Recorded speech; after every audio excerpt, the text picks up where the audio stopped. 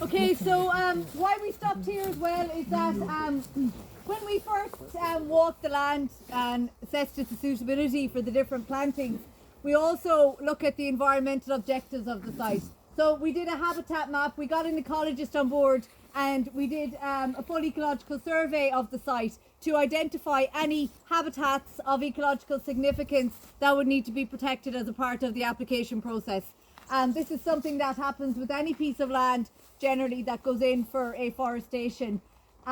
Within that process, there was 2 areas identified as marsh habitat by the ecologist. It's an area here and an area over there. So some of the indicated species you'll see in there is some of the flag iris, meadowsweet, water mint are some of the indicator species that you will see in this marsh area.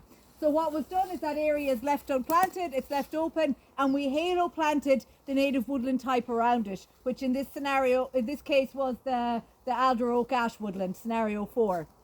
And these areas are, again, are an integral part of any forest that you create or application that you put in, and they're called ABE areas, or areas of biodiversity enhancement.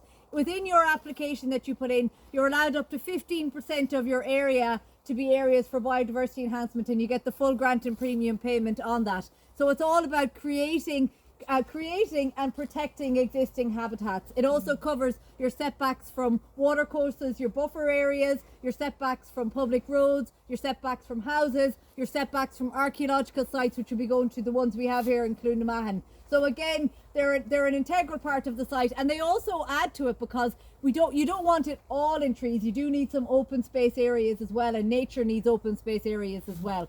But it kind of takes on to that there is also, whenever we go out to assess land, when Colin goes to assess land, he's always looking at the suitability of land.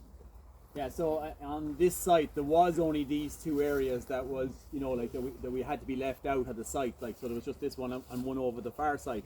But when I go to sites, the most common area that will come up that's unsuitable is some sort of a bogland or some sort of peatland, that isn't suitable, and a lot of people inquire to look to get that type of land planted. But look, unless the land has been improved and the peat depth is less than 50 centimetres, and even then it's not definite, but that's the only type of peatland currently that can be accepted. So heather, bog cotton, species like that, sphagnum moss. I wouldn't be no ecologist expert, but I know more by looking at them than the names that it isn't suitable, and we can tell sometimes with the maps, but also obviously by a site visit, so look, that's the way it's gone. It's not going to come back because we need to protect our peatlands, and there may be cases where even peatlands are going to be re-wetted, and that's a whole different headache that we'll not deal with today, so they're the most common areas that are refused, just I wanted to mention that. All right.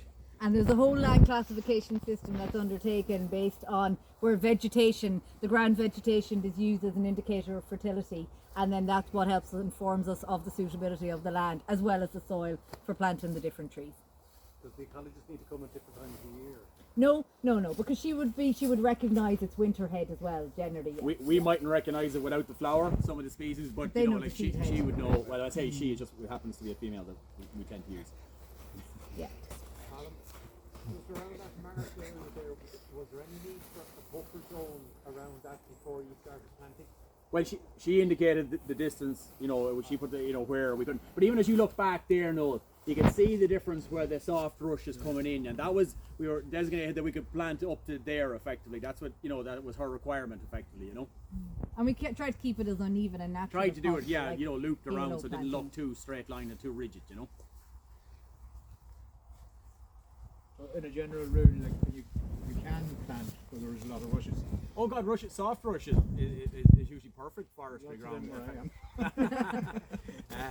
Probably Leitrim, I'm a Leitrim man myself, and an awful lot of the land that was planted in Leitrim is rushy ground, dobby ground. It grows great trees. They're very against planting now in Leitrim, but I think broadleaf they're okay with. And they're definitely against the pines. Well, no more. The Save Leitrim group are against all planting, including native woodland. Are they? Oh yeah. Oh, right. But in general, I think most people that has a dislike for forestry, it might be too much of the the spruce trees. Yeah, I think they mostly are. I know this is a good day. We're not talking about Leitrim for everything except himself. Oh.